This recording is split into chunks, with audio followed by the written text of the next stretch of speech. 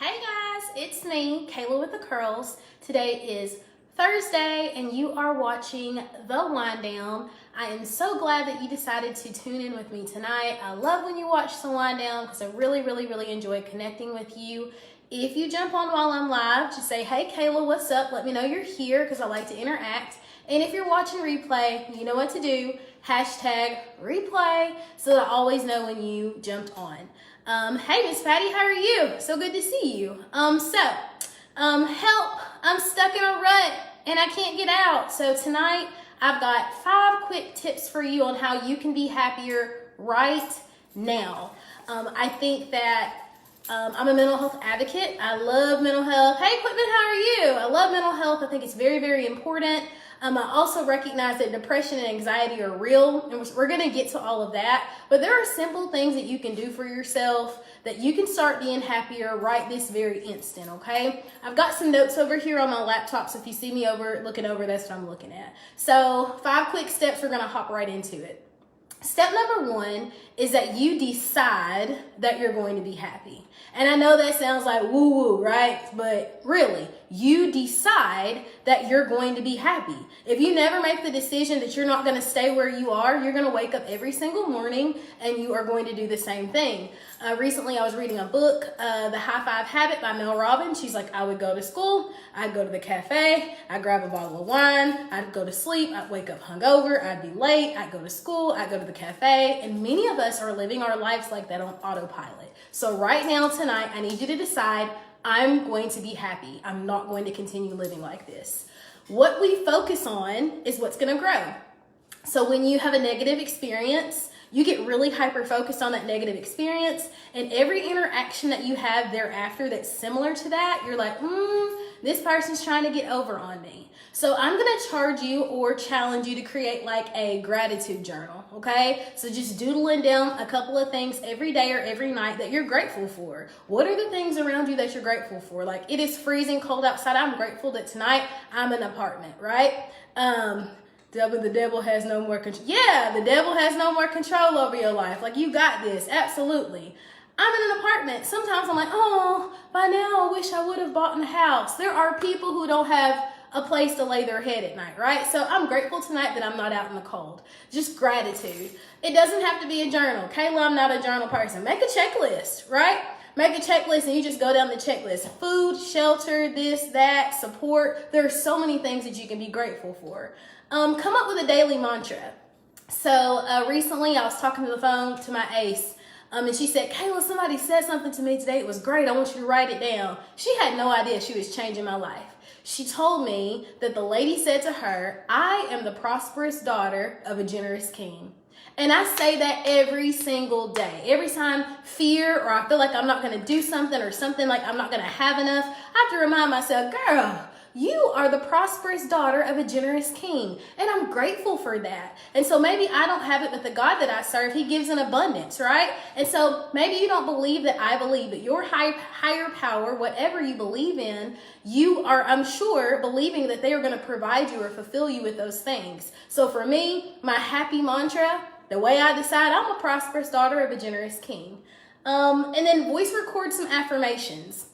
So I am loved. I am more than enough. I have everything that I need. If you have an Apple phone, I'm not sure about Android, there is a voice memo option or an app. I recorded my voice saying those things because sometimes I don't have it in me, right? I don't know where to search for that. And so I have to hit record or I have to hit play and I hear those things played back. I am the head and not the tail. My enemies are my footstool. I am guided and I'm protected. Like those kinds of things. Do your affirmations. I play them every single morning. And so those are things that I have started doing in my daily life that help me stay on up and up. Because I get it. Life is hard, okay? So 1, decide to be happy. 2, plan ahead. Fall in love with habits, right? So one of the things, I always sit crisscross applesauce, so y'all just don't have to chill. Plan ahead. So fall in love with habits. One of the things that I absolutely hate doing is meal prepping.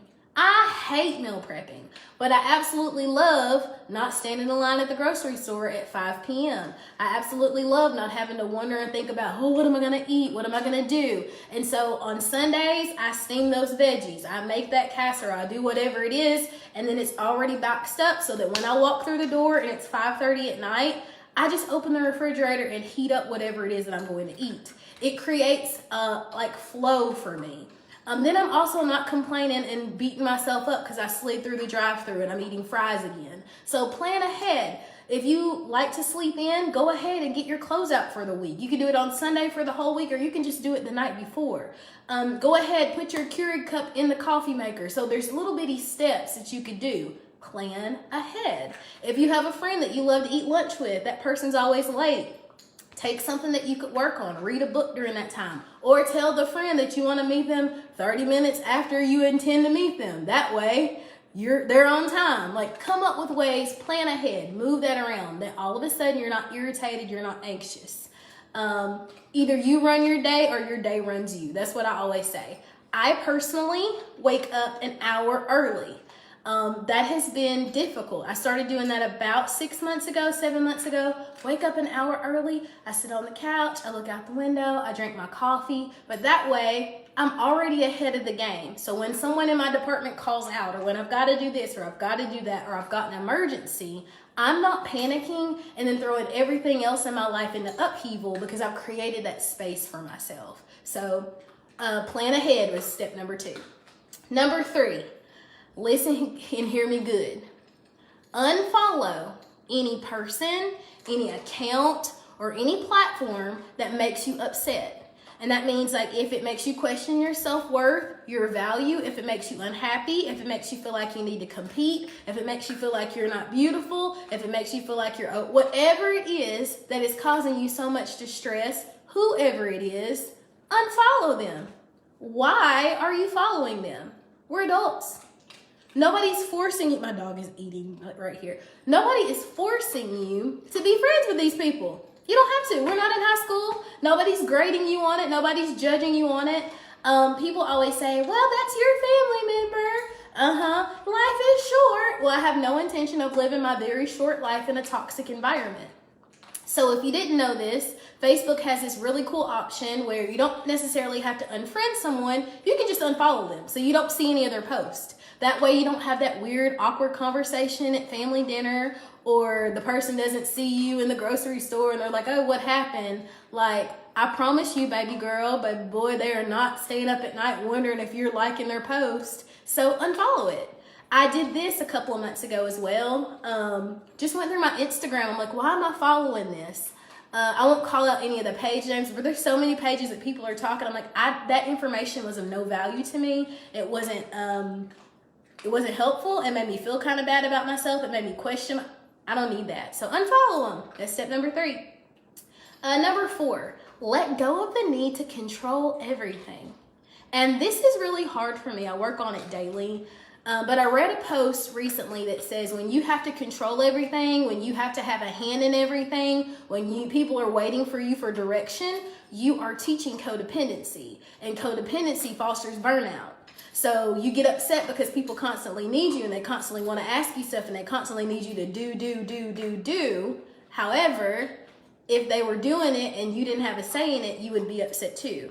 So you can't win. So think about what you can allocate. Like, can you allow someone else to handle this? Can you afford for somebody to come in and help to clean your house? If not, I definitely cannot afford for somebody to come in and clean my house. So one of the things that I do is on Mondays, it's trash day. On Tuesdays, it's laundry day. On Wednesdays, it's bathrooms. On Thursdays, it's sweeping. Like, whatever it is, I spread it out so I still get my Saturday, right?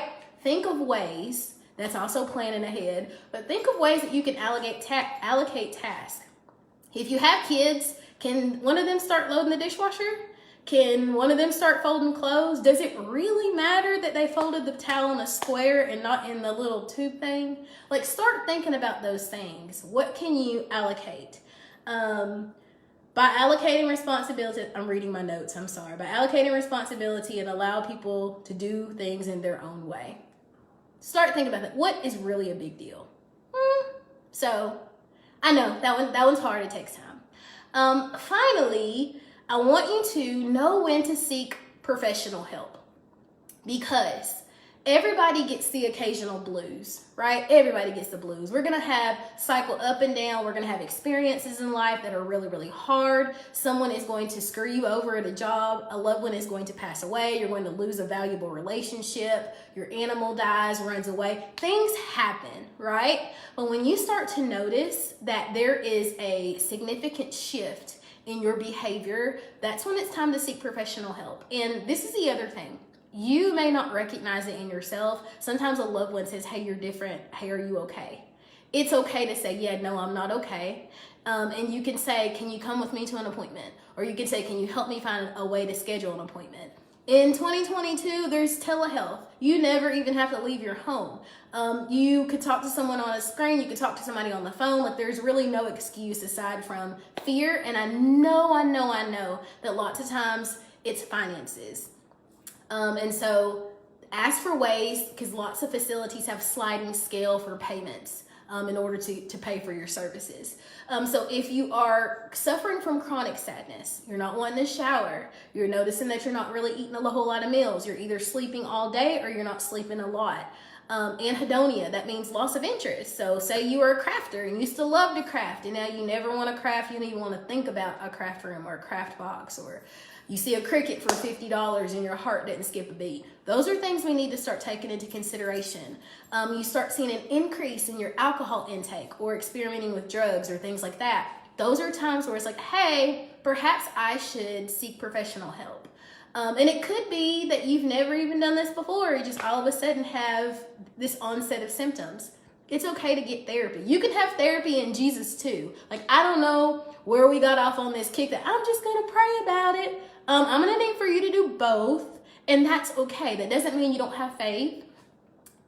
We were all put in the world for a purpose, and so I feel like my purpose is mental health. I love the Lord. He heard my cry, but my purpose is mental health, and so that's my ministry, is going out to talk to people who feel like I'm not worth anybody talking to. So we're out here. I just need for that made it about me. I never want to be that way. It's important, let's say it that way. It's important that you take the first step in seeking that assistance. It's here. The help is here. You just have to reach out for it. I'm not going to just mumble and grumble on and on and on and on. I have absolutely nothing to say about Palma Fair today. Thank you so much for your January support. The month is still young. I would love for you to talk with me if there's something that you want to pick up. I got hair care coming in very, very, very soon. I can talk to you about what you can purchase this month so that you could get your hair care basically for like $5. So hit me up to talk about that. But I want you to be happy. There's no reason why you have to live in a life where you're not happy. And I want that happiness to be in abundance. You're so welcome, Tamron. Thank you for watching. It's so good to see you on. I want you to be happy in abundance. And so this year, I'm going to be just doing a whole lot more challenges, a whole lot more mental health talks, and a whole lot more showing you guys that I'm a lot like you. I love you guys, and I'll see you in the next one.